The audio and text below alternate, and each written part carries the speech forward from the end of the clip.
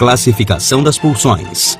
Voltemo-nos agora para a questão da classificação das pulsões. A teoria instintual de Freud desenvolveu-se a partir de observações clínicas. O impulso sexual parecia ser central à patogênese da histeria.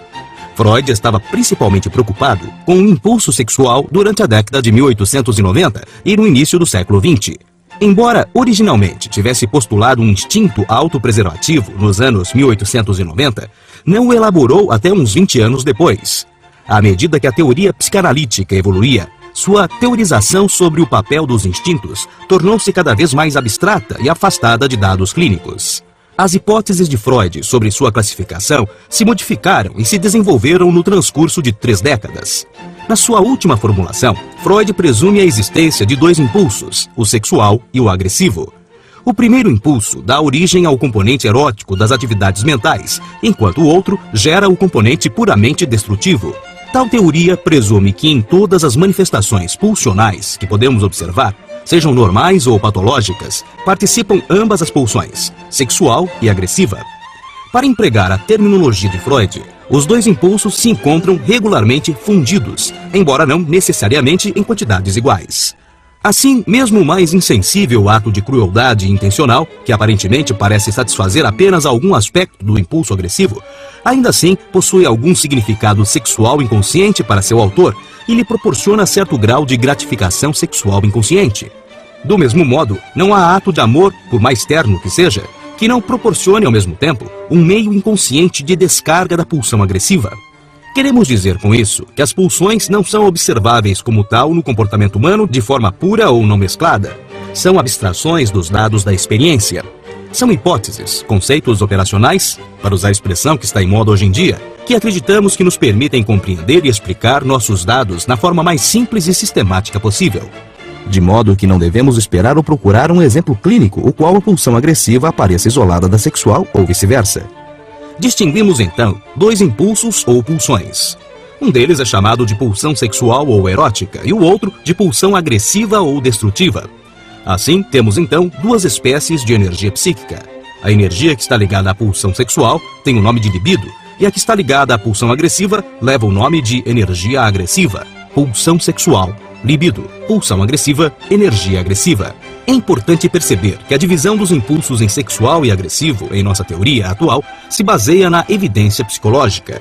Em sua formulação original, Freud procurou relacionar a teoria psicológica das pulsões com conceitos biológicos mais fundamentais e propôs que as pulsões se denominassem pulsão de vida e pulsão de morte. Há alguns analistas que aceitam o conceito de um impulso de morte, enquanto outros, talvez a maioria atualmente, não o aceitam. Os impulsos estão intimamente relacionados com fatos observáveis. Há muitos meios pelos quais se pode fazer isso, mas talvez um meio tão bom quanto qualquer outro consista em examinar um aspecto dos impulsos que mostrou ser particularmente significativo, tanto para a teoria como para a prática, qual seja seu desenvolvimento genético. Comecemos com o impulso sexual, uma vez que estamos mais familiarizados com seu desenvolvimento e vicissitudes que com os de seu ocasional parceiro e às vezes rival, o impulso agressivo. A teoria psicanalítica postula que estas forças já estão em atividade no bebê, influenciando o comportamento e clamando por gratificação, que mais tarde produz os desejos sexuais do adulto, com todo o seu sofrimento e êxtase. É bom dizer que se considera essa proposição amplamente aprovada. As provas válidas provêm de pelo menos 3 fontes. A primeira é a observação direta de crianças.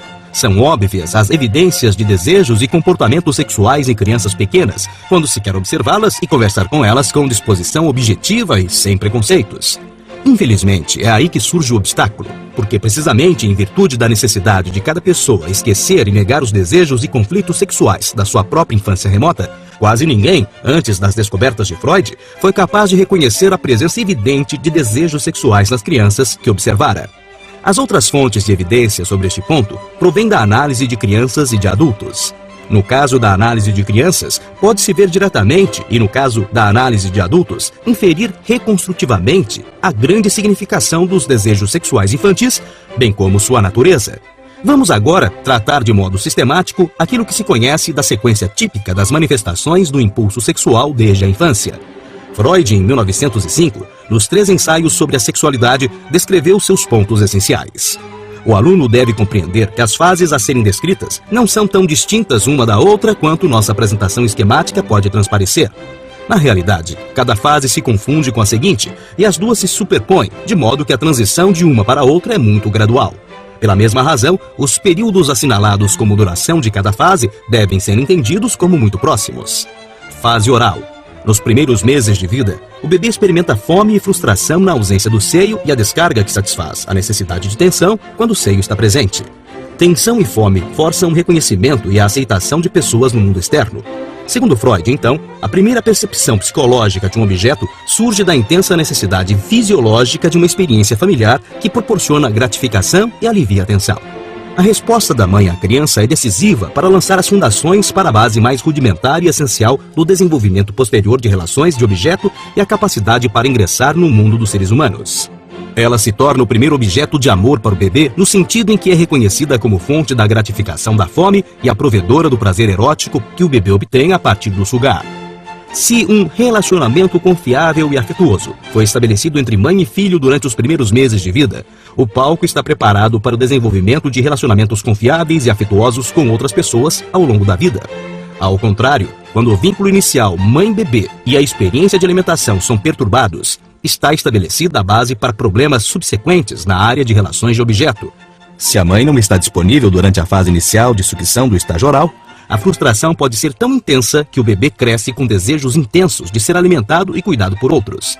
Se a fixação ocorre durante a fase de morder no estágio oral, por exemplo, a criança pode ser atormentada por tendências agressivas orais ao longo da vida.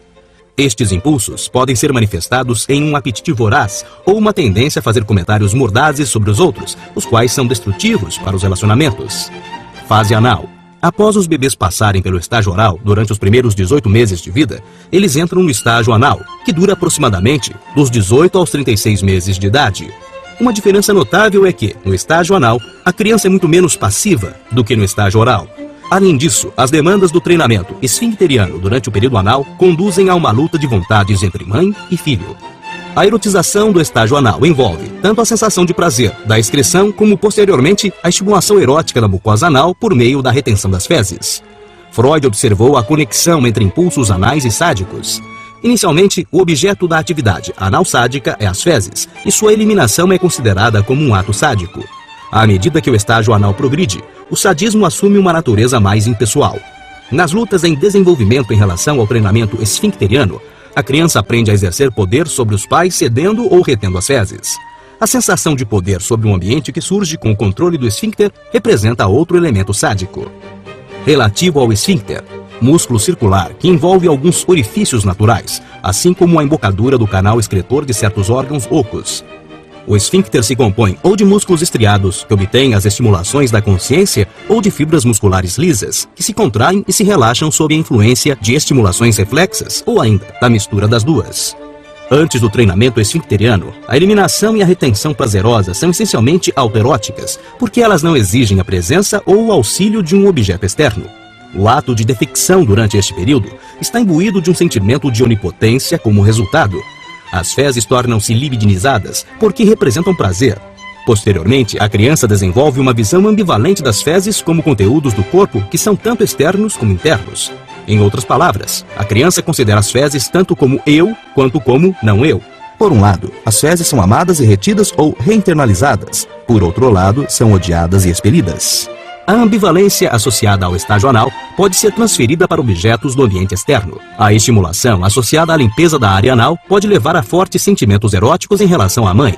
Posteriormente, batalhas em relação ao treinamento esfincteriano produzem sentimentos agressivos e odiosos em relação a figuras parentais. Freud sugeriu que as pessoas obsessivo-compulsivas regridem para o estágio anal do desenvolvimento.